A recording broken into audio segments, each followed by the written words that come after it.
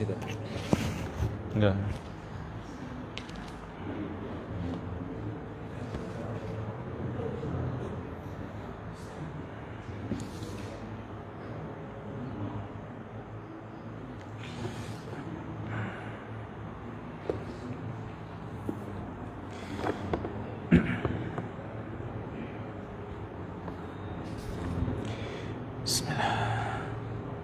Assalamualaikum warahmatullahi wabarakatuh.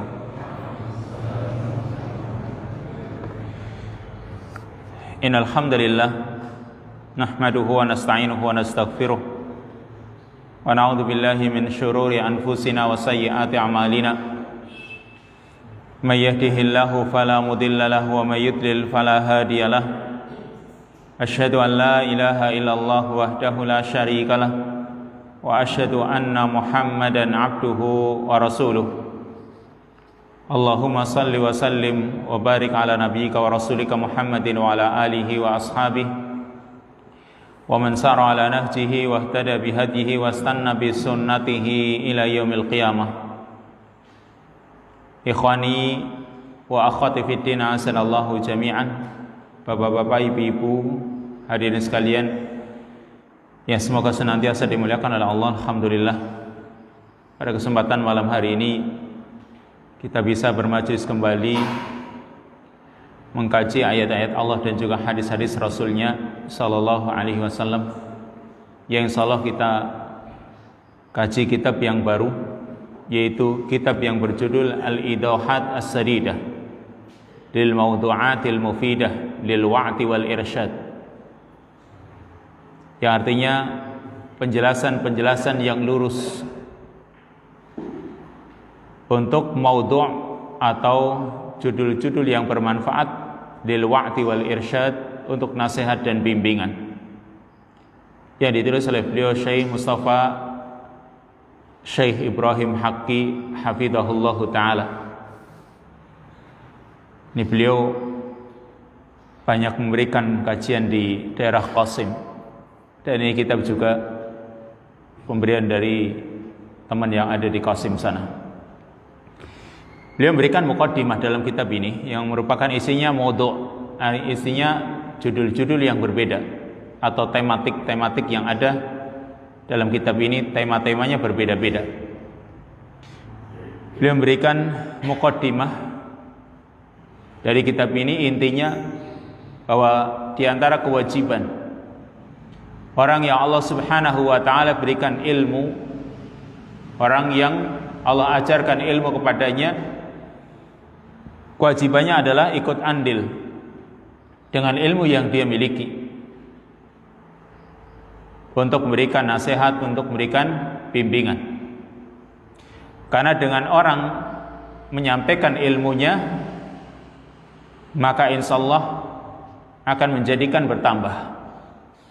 Segala sesuatu ketika disampaikan itu berkurang, atau segala sesuatu ketika diinfakkan, dikeluarkan itu berkurang, kecuali ilmu. Karena ilmu itu akan bertambah dan bertambah dengan menginfakkannya, dengan mengajarkannya kepada yang lain.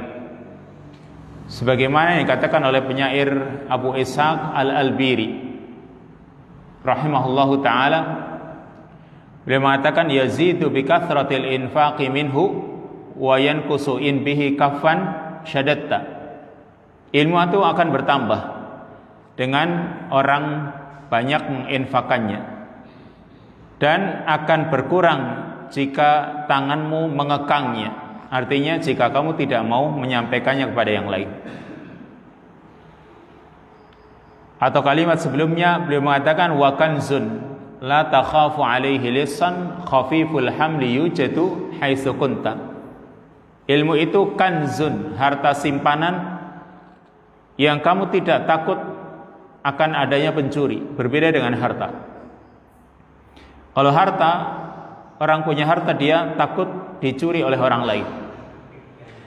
Tapi ilmu itu adalah harta simpanan yang tidak takut kalau dicuri oleh orang lain.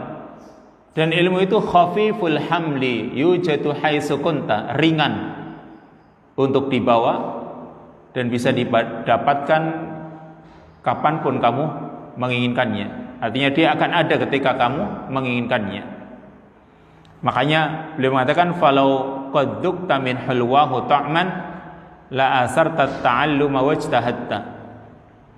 Kalau kamu sudah merasakan manisnya orang itu mempelajari ilmu atau manisnya orang memiliki ilmu, la asarta ta'alluma wajtahatta, pasti kamu akan lebih memilih untuk belajar dan kamu akan bersungguh-sungguh. Berarti intinya di sini muallif ingin menjelaskan tentang pengertian dari ibadah-ibadah yang ada, dan beliau ingin jelaskan agak mendetail tentang pentingnya ibadah dan berbagai macam ibadah yang ada. Karena dorongan untuk mempelajari agama ini kadang manusia itu tidak semangat atau semangatnya mulai memudar, maka beliau ingin jelaskan secara detail supaya orang tumbuh kembali semangat untuk mempelajari agama ini. Maka maudu' yang pertama dari kitab ini atau judul yang pertama dari kitab ini yaitu tentang al-ibtila, tentang ujian. Dunia ini, kata beliau, dunia ini adalah negeri ujian dan cobaan, bukan negeri untuk mendapatkan balasan dan ketenangan. Karena kita sadari ya, ketika orang ibadah dia belum mendapatkan balasannya, atau ketika orang bermaksiat dia belum juga mendapatkan balasannya. Karena di dunia ini orang belum mendapatkan semua dari apa yang balasan dari apa yang dia lakukan. Karena memang dunia ini adalah negeri ujian cobaan supaya orang beramal. Allah mengatakan alladzi khalaqal mauta wal hayata liyabluwakum ayyukum ahsanu amala. Dialah yang menciptakan kematian dan kehidupan untuk menguji kalian, siapa di antara kalian yang paling baik amalannya. Dan inilah dunia. Selalu akan ada ujian dalam hidup ini. Makanya penyair mengatakan samaniyatun la budda minha 'alal fata wa la budda an tajri 'ala samaniyah sururun wa hammun wa ijtima'un wa furqatun wa yusrun wa 'usrun summa saqmun wa 'afiyah. Ada 8 perkara yang pasti akan terjadi pada manusia, pada seorang. Wala budda an tajri 'alaihi, dan pasti akan terjadi padanya 8 perkara ini, yaitu sururun wa hammun, kesenangan dan kesedihan. Orang itu mengalami senang dan juga kadang sedih. Wa ijtima'un wa furqatun, berkumpul dan berpisah. Ini orang juga akan mengalaminya. Wa yusrun wa usrun, kemudahan dan kesulitan. Orang juga pasti mengalaminya. Serta wasaqamun wa afiyah, serta sehat, serta sakit dan sehat. Orang juga akan mengalaminya. Maka 8 perkara ini kita semua akan mengalaminya. Sururun wa hammun, kesenangan dan kesedihan. Kadang kita senang, kadang sedih. Wajtima'un wa furqatun, berkumpul dan berpisah. Kadang kita kumpul, kadang kita juga pisah. Wa yusrun wa usrun, kadang kita juga mudah dan kadang sulit. Hidup ini kadang mengalami kemudahan, kadang juga sulit. Summa saqamun wa afiyah, kadang orang sakit dan juga sehat. Sakit, kemudian sehat, kadang sakit kembali, kemudian sehat kembali. Seperti itulah manusia. Ini yang namanya ujian. Maka al-ibtila atau ujian fil lughah, sekarang kita kaji dari sisi bahasa. Yang namanya al-ibtila atau ujian itu apa? Kalimat al-ibtila diambil dari kata ibtala yabtali, yang mujarradnya yaitu bala yabla, ya, atau bala yabli. Ketika orang mengatakan balahu balwan au balaan ay ikhtabarahu, mengujinya, ya. Bala, balwan au balaan artinya ujian, atau bala yabla artinya mengujinya.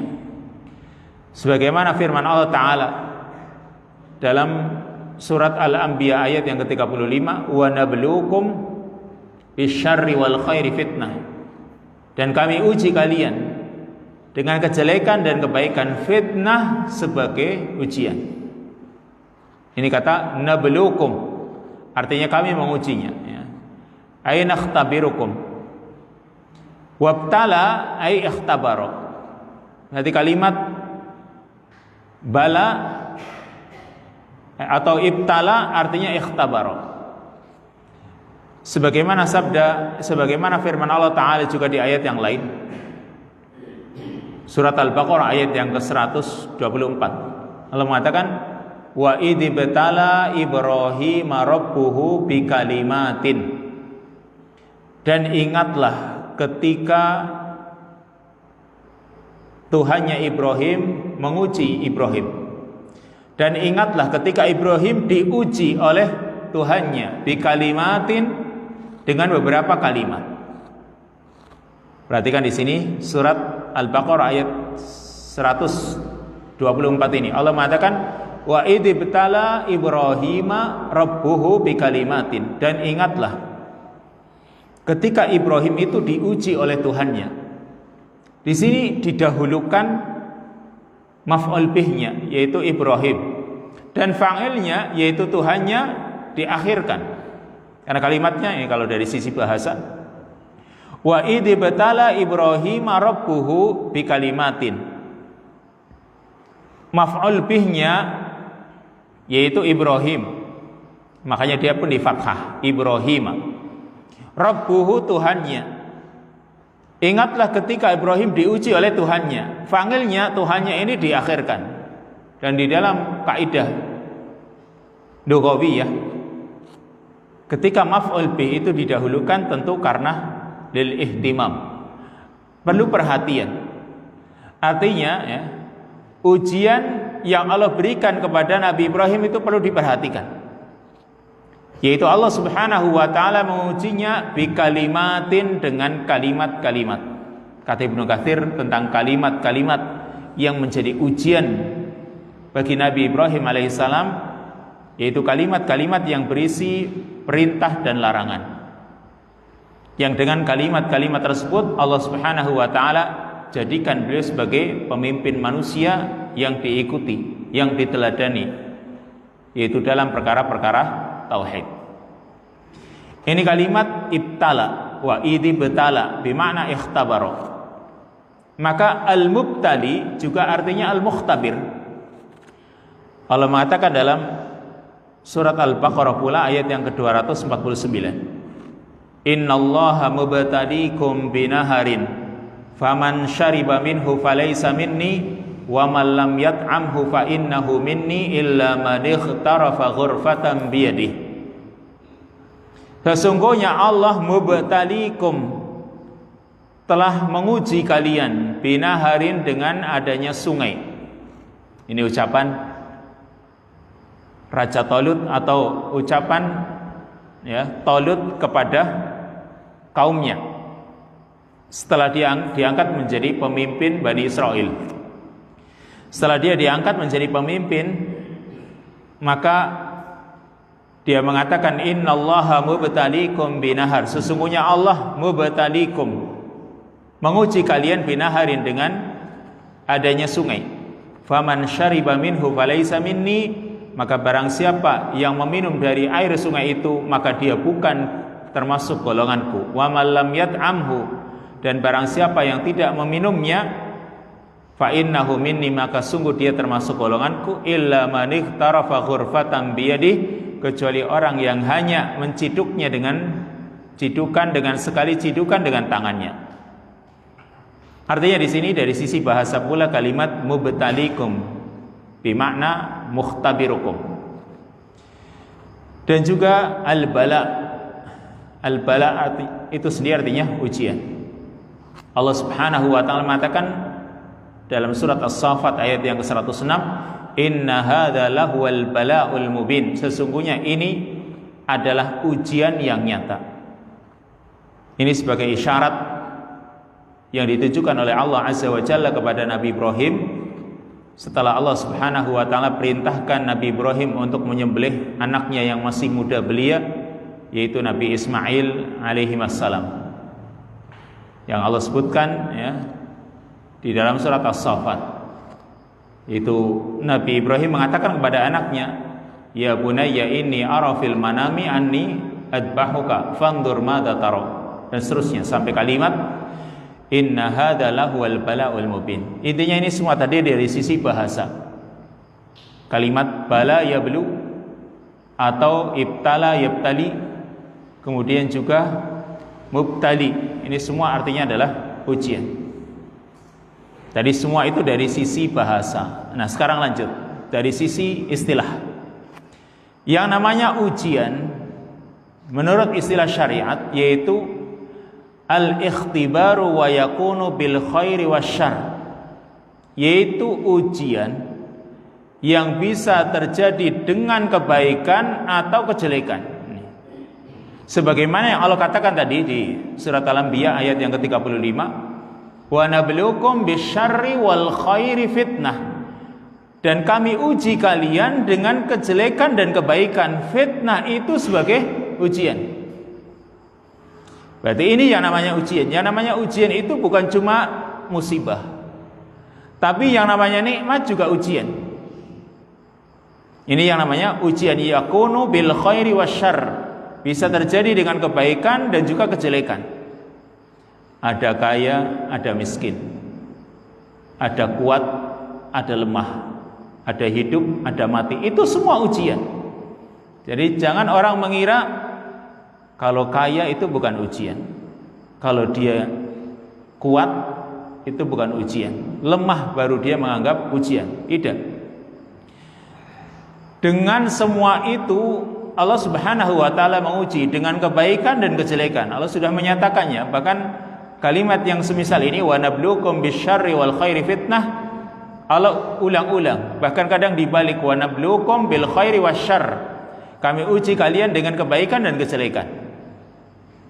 Artinya dengan keburukan, dengan kejelekan, orang itu diuji apakah dia bersabar, dan juga dengan kebaikan, nikmat misalnya, apakah dia bersyukur.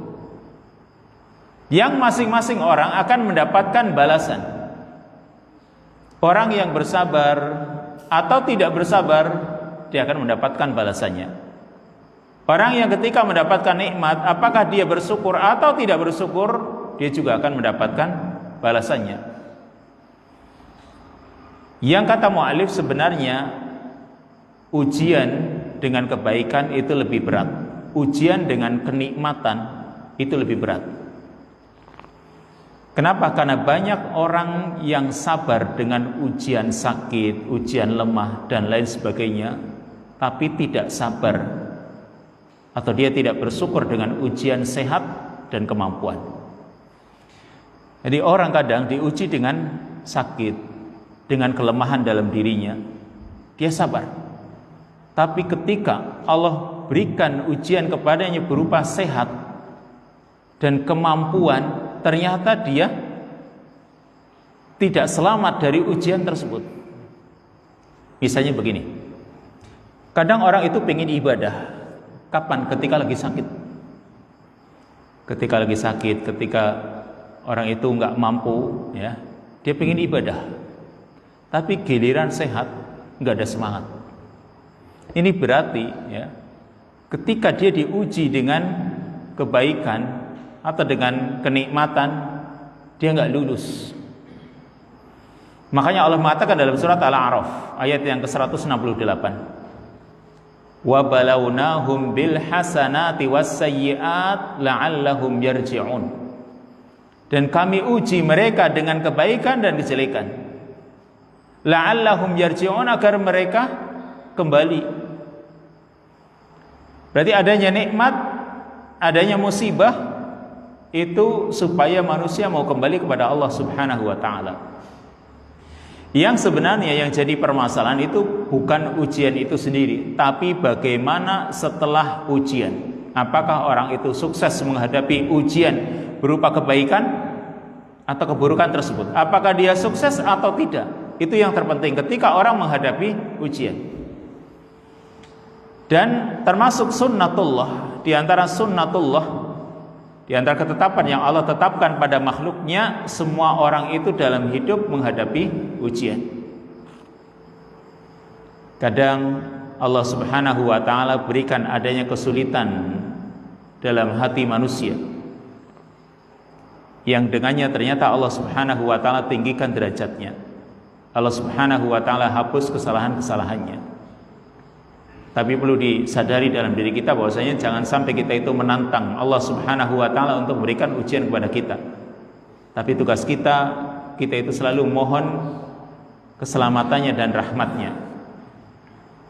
Tentang masalah ujian ini Allah Subhanahu wa ta'ala mengatakan dalam surat Al-Baqarah ayat 155 sampai 157. Allah mengatakan, "Walanabluwannakum bisyai'in minal khawfi wal ju'i wa naqsim minal amwali wal anfusi wath thamarat wa basyiris sabirin alladzina idza asabathum musibatun qalu inna lillahi wa inna ilaihi raji'un ulaika 'alaihim salawatun min rabbihim wa rahmah wa ulaika humul muhtadun."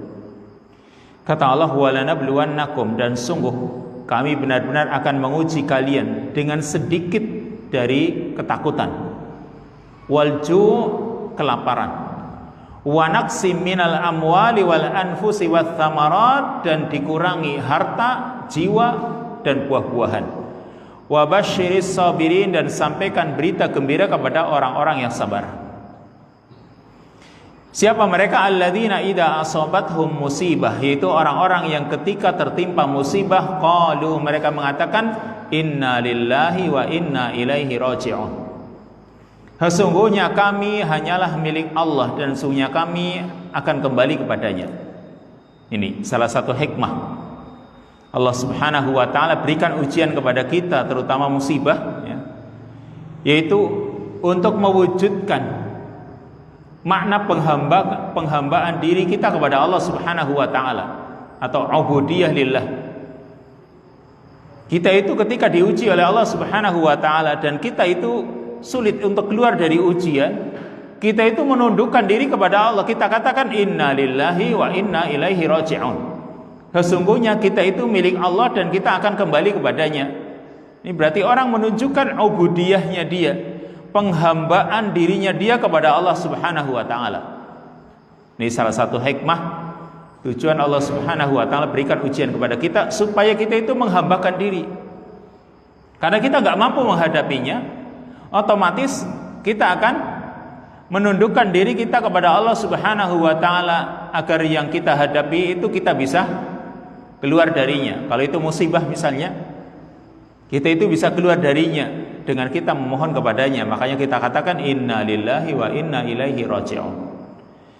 Yang Allah mengatakan ulaika alaihim salawatum min rabbihim wa rahmah wa ulaika humul muhtadun.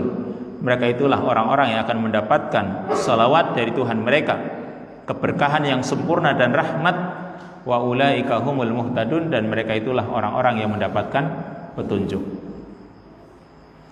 Juga di ayat yang ke-31 dari surat Muhammad, Allah mengatakan walanabluwannakum hatta na'lamal mujahidina minkum was-sabirin wa nabluwa akhbarakum. Walanabluwannakum, dan sungguh kami benar-benar akan menguji kalian sehingga kami mengetahui al-mujahidin, orang-orang yang benar-benar atau bersungguh-sungguh dari kalian, was-sabirin, dan orang-orang yang sabar, wa nabluwa akhbarakum, dan kami menguji keadaan kalian. Maksudnya keadaan kalian yang menyatakan baik atau buruknya. Kami akan menguji kalian. Ini kata Allah Subhanahu wa ta'ala. Jadi ternyata dengan ujian itu Allah ingin mengetahui siapakah orang yang sungguh-sungguh ketika misalnya orang mengatakan beriman. Apakah ketika dia diuji oleh Allah Subhanahu wa ta'ala dia benar-benar menghambakan diri kepada Allah, atau dia lupa, baru diuji dengan ujian yang sedikit lalu dia lupa dengan Allah Subhanahu wa ta'ala. Ini salah satu tujuan atau hikmah Allah Subhanahu wa ta'ala menguji kita, yang kita harus dasari diri kita dengan apa yang dikatakan oleh Nabi SAW, ma min musibatin tusibul muslima illa kaffarallahu anhu biha hatta syaukata yushakuha. Karena kata Nabi, tidaklah musibah, satu musibah pun yang menimpa seorang muslim, tidaklah musibah yang menimpa seorang muslim melainkan dengannya Allah Subhanahu wa taala akan menghapus dosa-dosanya. Hatta syaukata yushakuha, sampai duri yang menancapnya pun Allah akan menghapus dosa-dosanya. Ini berarti kalau kita itu mendapatkan musibah atau ujian di sini berupa keburukan, kalau itu menimpa seorang muslim, Allah akan menghapus dosa-dosanya. Sampai Rasul mencontohkan sampai duri yang menancap pada dirinya, cuma sedikit duri menancap pada dirinya atau mungkin luka yang sedikit, Allah juga akan bersihkan dosa-dosa dengannya. Makanya seorang mukmin dalam hidupnya itu tidak akan pernah luput dari yang namanya ujian atau dari yang namanya musibah. Di hadis yang lain, hadis yang diriwayatkan oleh Imam Muslim, Nabi SAW mengatakan, masalul mu'min kamasaliz zar'i la tazalur riyah tafya'uhu wa la yazalul mu'min yusibuhu bala wa masalul munafiq kamathali syajaratil arzah la yahtazzu hatta yustahsad. Kata Nabi SAW, masalul mu'min kamathalis zar'i, perumpamaan seorang mukmin itu seperti perumpamaan tanaman. Kata Nabi, perumpamaan seorang mukmin itu seperti perumpamaan tanaman. La tazalur riyah tafya'uhu, yang angin itu selalu menerpanya. Yang namanya tanaman itu selalu diterpa oleh angin, kadang miring sana, kadang miring sini, ya. Bahkan kadang merunduk sampai karena kena angin dia harus merunduk. Ya. Ini kata Rasulullah SAW, wala yazalul mu'min yusibuhu bala, dan seorang mukmin akan senantiasa terkena ujian. Ini yang namanya mukmin. Dalam hidupnya itu selalu ada ujian. Digambarkan tadi oleh Rasul seperti tanaman yang selalu terkena angin, anginnya dari sana sini, ya, dan menerpa tanaman tersebut. Wa masalul munafiq kamathali syajaratil arzah, sedangkan perumpamaan orang munafik dikatakan oleh Nabi kamathali syajaratil arzah, seperti pohon cedar. Pohon cedar tahu? Pohon yang keras yang ada di pegunungan, seperti apa ya, mungkin kaktus atau pohon seperti cemara yang keras seperti itu. Nah, itu namanya pohon cedar. Perumpamaan seorang munafik, kata Nabi, seperti perumpamaan pohon cedar. Pohonnya keras dan itu biasanya ada di pegunungan. Kata Nabi, la yahtazzu hatta yustahsad, yang pohon ini tidak pernah bergoyang. Ya, pohon ini nggak pernah bergerak, nggak pernah miring sana miring sini, kena angin sana kena angin sini, dia jadi miring seperti itu. Ini tidak pernah, la yahtaz, dia tidak pernah bergerak. Kan mungkin pohon kaktus juga seperti itu, atau yang semisalnya lah. Hatta yustahsad, sampai dia dipangkas. Ya, kalau sudah dipangkas baru. Nah, dan itulah gambaran seorang munafik, kata Nabi SAW. Jadi mungkin dia tetap tegar gitu, ya, nggak ada ujian bagi dirinya, tapi suatu saat dia akan dipangkas oleh Allah Subhanahu wa taala. Sedangkan seorang mukmin gambarannya seperti itu. Tanaman yang kena angin dari berbagai arah menerpanya, tapi dia nanti akan membuahkan hasil yang bermanfaat. Berbeda dengan pohon cedar tadi yang tidak ada manfaatnya sama sekali. Ini gambaran Rasul tentang seorang mukmin dalam urusan ujian atau cobaan. Kemudian riwayat Abu Sa'id Al-Khudri radhiyallahu anhu, dia menuturkan, kata dia, dakhaltu 'ala Nabi sallallahu alaihi wasallam wa huwa mahmumun. Aku pernah masuk menemui Nabi SAW, beliau dalam keadaan mahmum, dalam keadaan mengalami demam. Ini Rasul. Fa wada'tu yadi min fawqil qatifah, maka aku meletakkan tanganku pada Nabi SAW min fauqil qatifah, dari atas kain. Fawajadtu hararatal humma, maka aku dapati panasnya demamnya Nabi. Fakultu ma asyadda humaka ya Rasulullah, maka kata Abu Sa'id, alangkah beratnya demammu wahai Rasul, artinya alangkah tingginya demamnya Rasul. Karena para ulama menjelaskan, demamnya Rasul itu 2 kali lipatnya manusia. Manusia biasa maksudnya. Kita itu kalau demam itu paling 38 sampai 40 derajat. Kalau kita itu demam panas tinggi, ya, paling-paling 38 atau mungkin 39. Paling tinggi ya 40, ya. Kalau 40 lebih kayaknya sudah bukan urusan kita. Artinya mungkin sudah out atau mungkin sudah diserahkan ke rumah sakit. Biasanya kita itu 38 sampai 40. Sedangkan Rasul SAW lebih dari itu kata para ulama. Bisa sampai 70-an. Cuma kita nggak tahu. Makanya di sini dicontohkan atau benar-benar dialami oleh sahabat Abu Sa'id Al-Khudri. Ketika Nabi SAW mengalami demam, maka tangannya diletakkan di atas kain yang menutupi Nabi SAW. Di atas kainnya, ya, karena Nabi mengalami demam, ya, demam itu orang merasakan dingin tapi tubuhnya panas kan gitu. Dia letakkan tangannya di atas kainnya Nabi SAW. Fawajadtu hararatal humma, aku dapati panasnya demam Nabi. Fakultu, aku bertanya, ma asyadda humaka ya Rasulullah, alangkah berat sekali demam wahai Rasul SAW. Qala, kata beliau, inna kadzalika ma'syarul anbiya yudha'afu 'alaina al-waja' liyudha'af lana al-ajr. Sesungguhnya kami seperti itu para nabi. Ini kata beliau, kami para nabi itu seperti itu. Ketika mendapatkan ujian musibah, itu 2 kali lipat dari apa yang dialami oleh manusia biasa. Yudha'afu 'alaina al-waja', dilipat gandakan luka atas kami, dilipat gandakan sakit atas kami, liyudha'afa lana al-ajr, supaya dilipat gandakan pahala juga untuk kami. Padahal kita saja kalau sudah demam itu rasanya pusingnya kadang nggak ketulungan.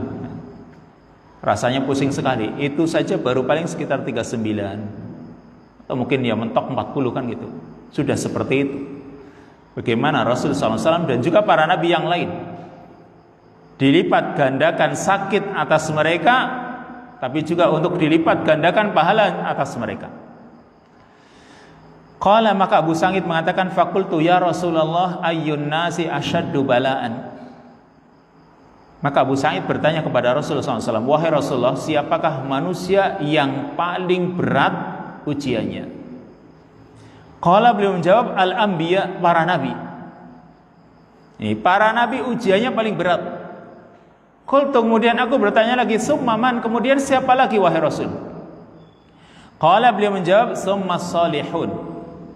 In kana ar-rajulu la yubtala bil faqri hatta ma yajidu illa al-aba'ah fayahwiha wa yalbisuha. Wa in kana ahaduhum la yubtala bil qumli hatta yaqtulahu wa kana dhalika ahabba ilaihim minal ata'i ilaikum. Kata Nabi SAW ketika ditanya siapa lagi setelah para nabi, beliau menjawab, kemudian orang-orang saleh. Ini, kemudian orang-orang saleh ini ujiannya sangat berat setelah para nabi. Kata Nabi, sungguh ada orang yang diuji dengan kefakiran sehingga dia tidak mendapatkan kecuali hanya kain yang dia pakai, al-aba'ah, kain abaya atau kainnya yang dia pakai, lalu dia tutupkan dirinya dan dia pakai hanya satu kain yang dia punya. Ini kenapa? Karena saking fakirnya. Ada orang yang saleh yang diuji dengan kefakiran seperti itu keadaannya. Wa in kana ahaduhum la yubtala bil qumli, dan sungguh juga ada di antara mereka yang diuji dengan al-quml, dengan kutu di kepala. hatta yaqtulahu, kata Nabi, sehingga kutu itu menjadikan dia terbunuh, menjadikan dia mati karena kutu tersebut. Hanya kutu, tapi mungkin karena saking banyaknya dan dia tidak bisa menghadapi penyakit kutu, ya, sehingga dia pun mati. Wa kana dzalika ahabba ilaihim minal ata'i ilaikum. Karena Nabi, dan itu lebih mereka cintai, itu lebih mereka sukai dibanding pemberian bagi kalian. Maksudnya bagi kita yang namanya kalau diberi itu kan senang. Ya, orang mendapatkan pemberian dari orang lain itu senang. Mereka, orang-orang yang saleh tersebut tadi, ketika diuji dengan ujian yang begitu berat, mereka itu lebih senang daripada senangnya kita pada pemberian orang. Ini kata Nabi SAW. Jadi karena mereka sadar bahwa jika ujian itu disertai dengan kesabaran, maka fadilahnya besar. Sebagaimana yang Allah katakan, innama yuwaffas sabiruna ajrahum bighairi hisab. Sesungguhnya pahala orang-orang yang sabar akan dipenuhi dengan tanpa hitungan. Ini tadi yang dialami oleh Nabi Sallallahu Alaihi Wasallam. Kemudian hadis yang lain dari Mus'ab bin Sa'ad bin Abi Waqqas, dari ayahnya, dari Nabi SAW, qala, beliau bersabda, asyaddun nasi bala'an al-anbiya summal ulama summal amsal fal amsal. Manusia yang paling berat ujiannya adalah para nabi, kemudian para ulama, kemudian orang yang semisal mereka, lalu yang semisal mereka. Berarti semakin besar kesolehannya, itu ujiannya semakin berat. Makanya dikatakan al-bala'u atiyah liman sabar wa hadiyah liman syakar. Ujian itu adalah pemberian bagi orang yang sabar dan hadiah bagi orang yang bersyukur. Karena yang namanya sabar menghadapi ujian itu bertingkat-tingkat. Mulai dari sabar, kemudian dia ridho, kemudian dia bersyukur. Tingkatannya seperti itu. Orang sabar menghadapi ujian, berarti dia tahan dirinya, dia tidak berkeluh kesah. Itu namanya baru bersabar. Meskipun hatinya belum ridho, tapi dia tahan. Itu adalah minimal ketika orang mendapatkan ujian, dia sabar, tidak mengeluarkan kata-kata yang jelek.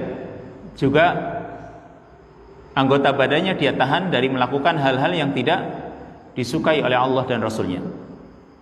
Kalau dia bisa menjaga itu, berarti dia sudah menguasai sabar. Kalau dia naik, dia sudah ridho, ya, dia ikhlas bahwa itu milik Allah, bahwa Allah ketika mengambilnya dia ridho. Apalagi kalau naik berikutnya pada tingkatan syukur, makanya dikatakan wahadiyatun liman syakar. Ujian itu merupakan hadiah bagi orang yang bersyukur. Maka di sini muallif ingin membawakan kisah-kisah yang Allah Subhanahu wa taala berikan ujian itu kepada orang-orang yang dipilih olehnya atau para nabi yang merupakan pilihan Allah Subhanahu wa taala. Itu salah satunya para nabi yang bergelar ulul azmi minar rusul. Nabi Nuh, Nabi Ibrahim, Nabi Musa, Nabi Isa, Nabi Muhammad sallallahu alaihi wasallam, ya. Ini mereka adalah para nabi yang bergelar ulul azmi. Apa artinya ulul azmi? Mengapa mereka digelari ulul azmi, ya?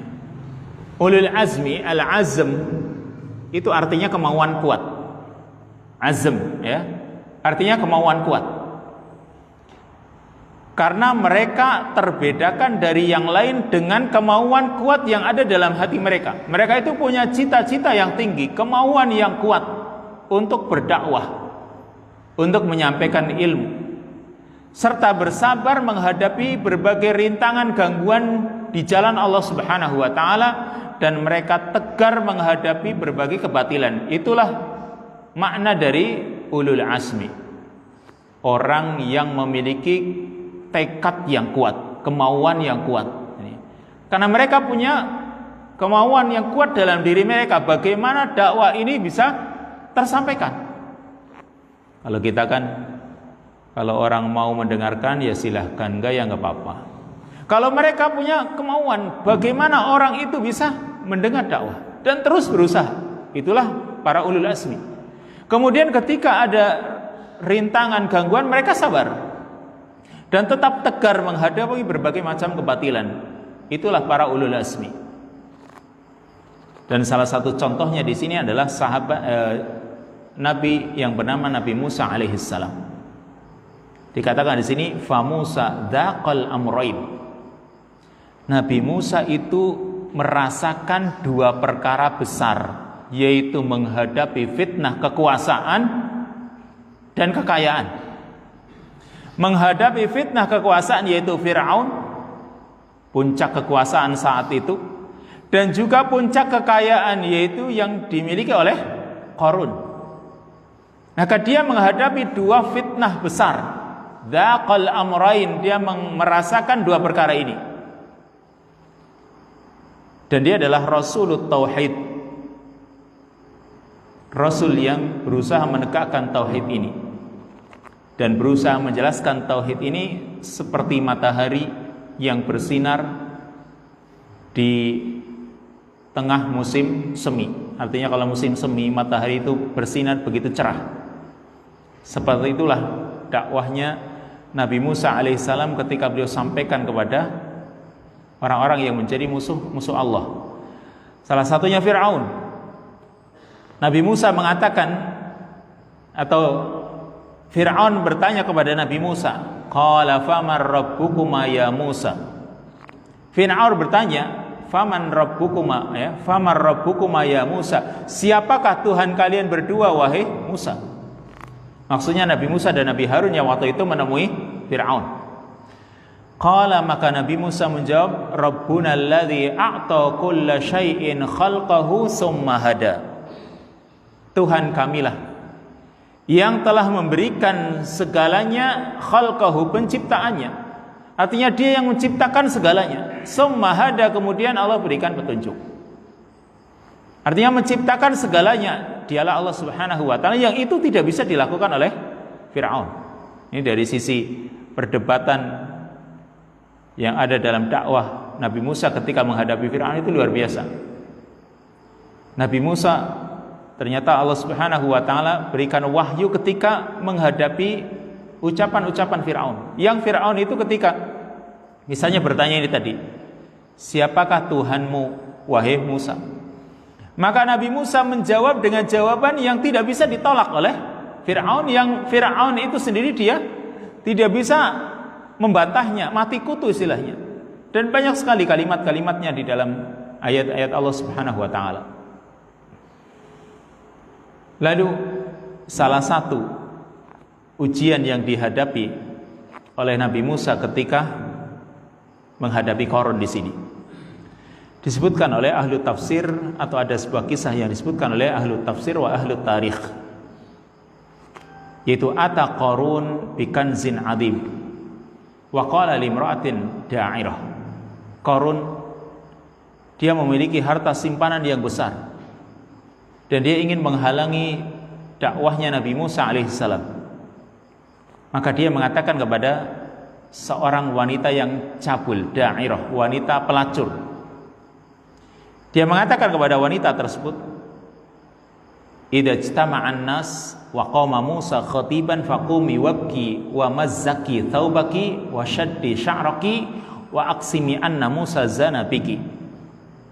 Kata Qarun kepada wanita ini yang disewa, ya, wanita pelacur yang disewa, ya, jika orang-orang berkumpul dan Nabi Musa berdiri berpidato di tengah-tengah mereka, maka berdirilah kamu dan menangislah.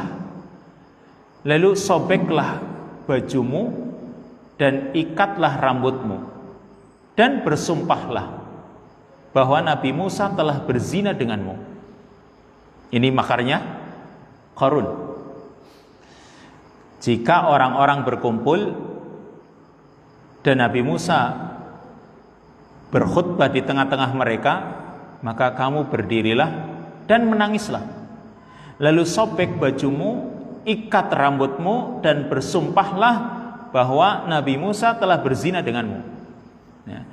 Ini dia disuruh mempraktekkan perkara yang supaya orang mempercayai kalau dia telah berzina dengan Nabi Musa, supaya Nabi Musa itu dijelek-jelekan.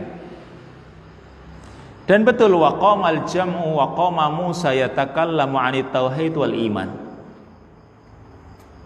Berdirilah banyak orang, dan juga berdiri Nabi Musa alaihissalam, dia berbicara tentang tauhid, tentang keimanan.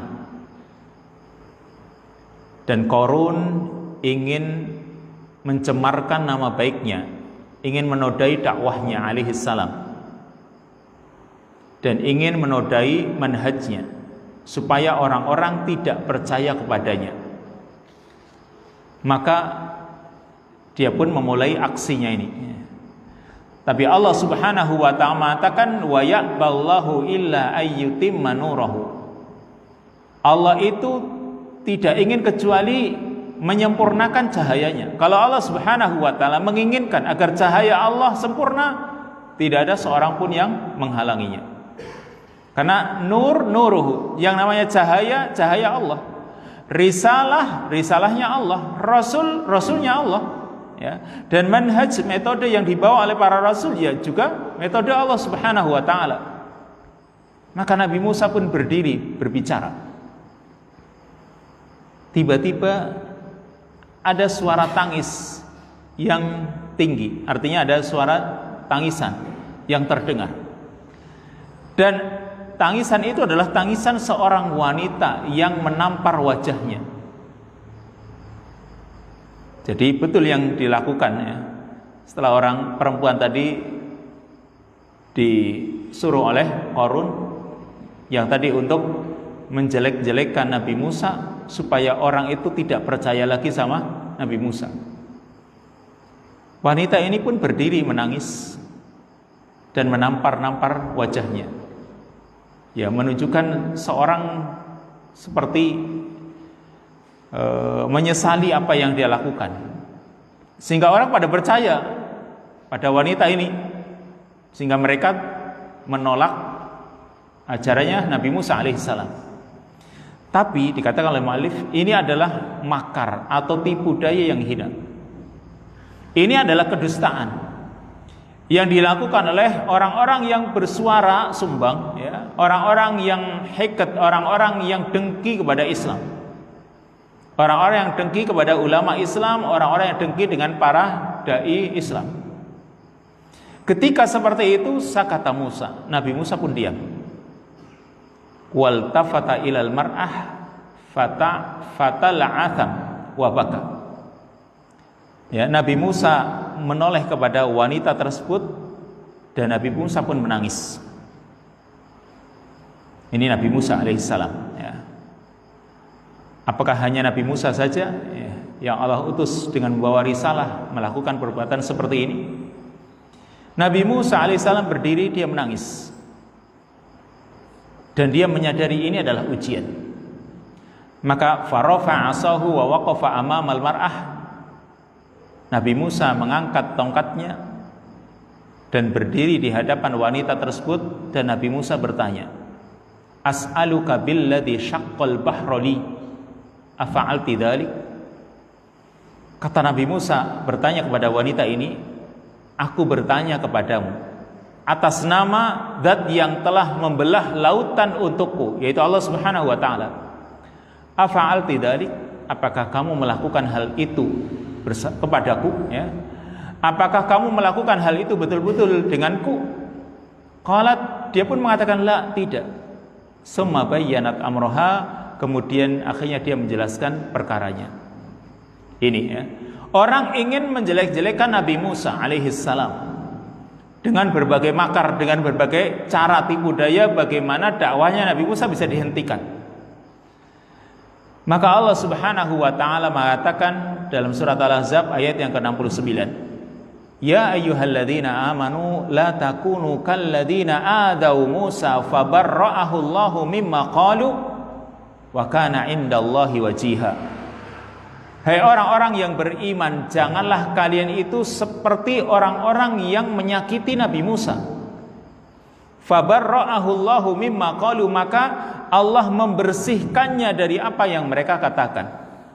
Wa kana indallahi wajiha, dan Nabi Musa adalah orang yang punya kedudukan yang terhormat di sisi Allah. Ini kan orang berusaha untuk menghentikan dakwahnya Nabi Musa dengan berbagai cara.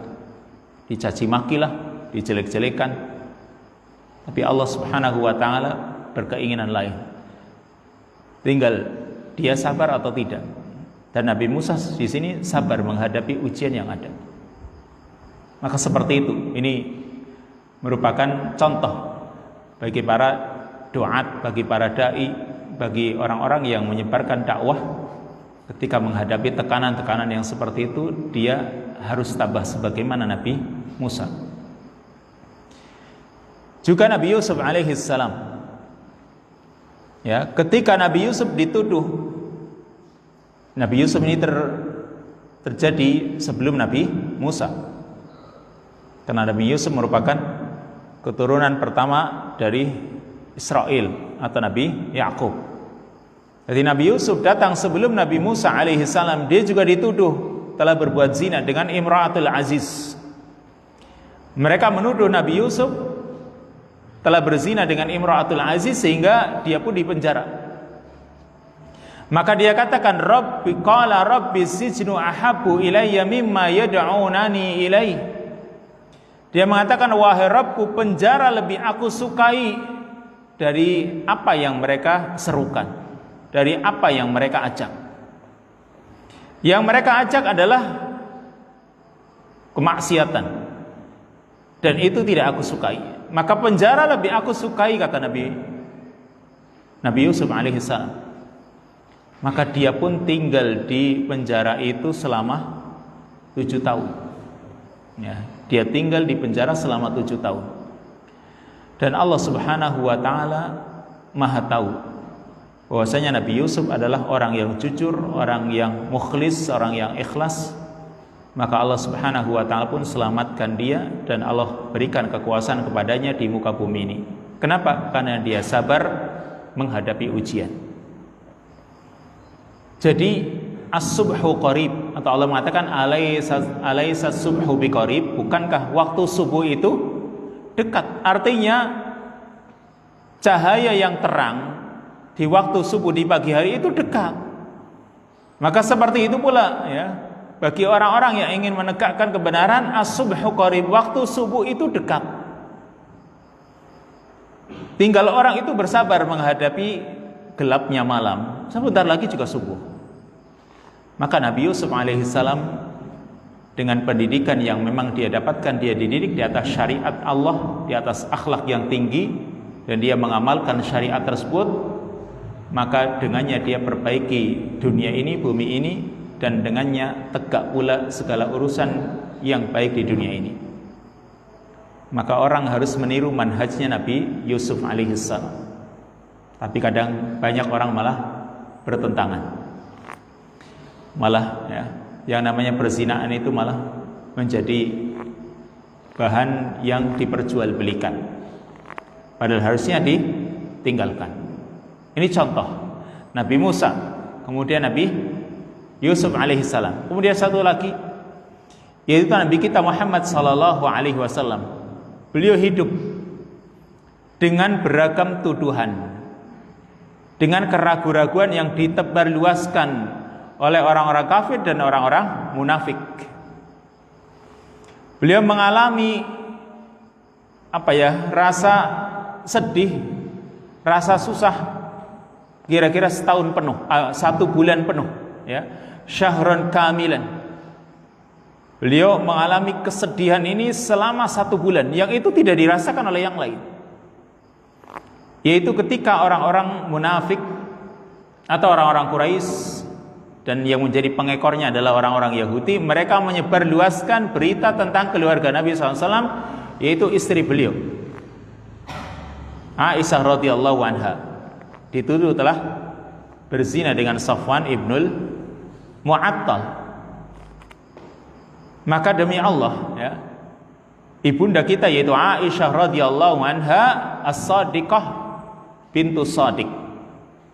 Orang yang jujur, orang yang benar, putrinya Abu Bakar As-Siddiq, yang Allah Subhanahu wa taala bebaskan dia melalui 7 langit. Artinya langit yang ke-7 Allah Subhanahu wa taala membebaskannya, bahwa Nabi Aisyah radhiyallahu anha itu bebas dari tuduhan-tuduhan yang dilontarkan oleh orang-orang musyrikin atau orang-orang kufar serta orang-orang munafik.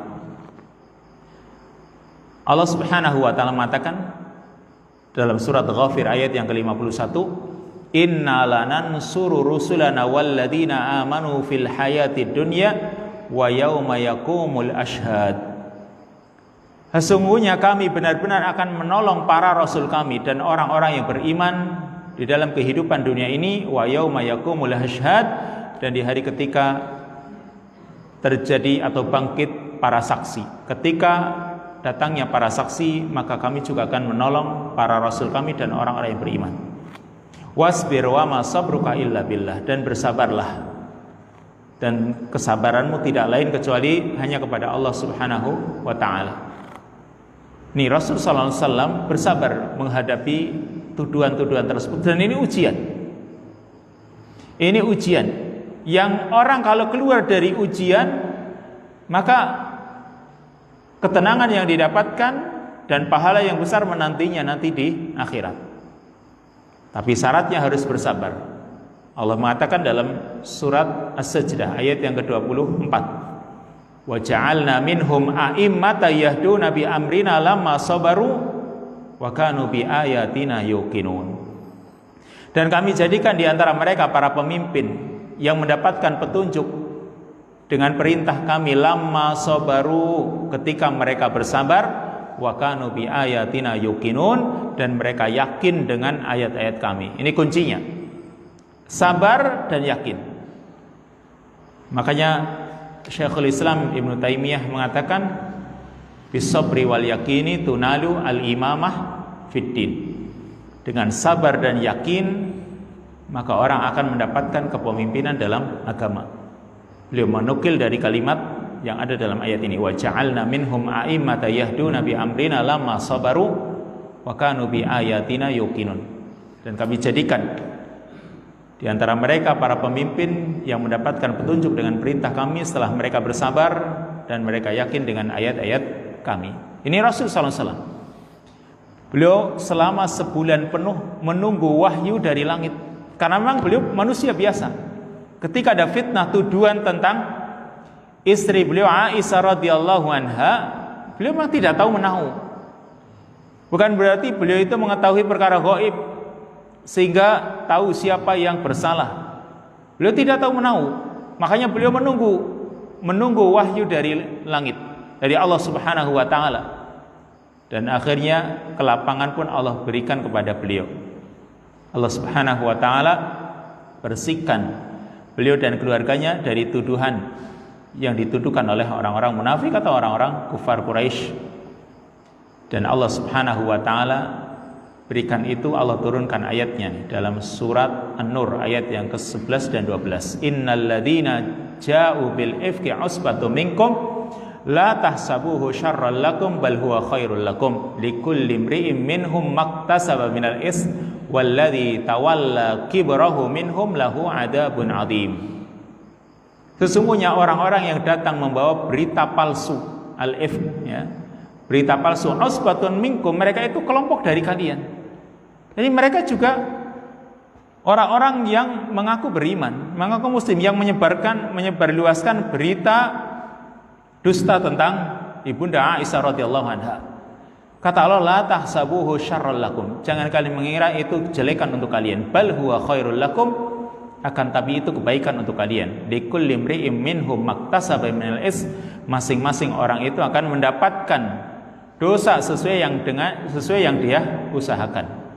Walladzi tawalla kibrahu minhum lahu adabun adzim, dan orang yang mengendalikan dosa ini yang besar ini, maka dia akan mendapatkan adab yang pedih, adab yang besar.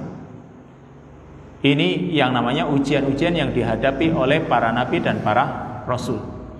Berarti hikmahnya apa? Kesimpulannya di sini masih panjang tapi tentang masalah ujian ini. Ya. Apa sih hikmah di balik ujian tersebut? Mali menjelaskan cukup panjang, kita lanjutkan pada kesempatan yang akan datang. Biidnillahi ta'ala. Wassalamualaikum ala nabiyina Muhammad wa ala alihi wa sahbihi ajma'in. Subhanakallahumma wa bihamdika asyhadu an la ilaha illa anta astaghfiruka wa atubu ilaik. Wassalamualaikum warahmatullahi wabarakatuh.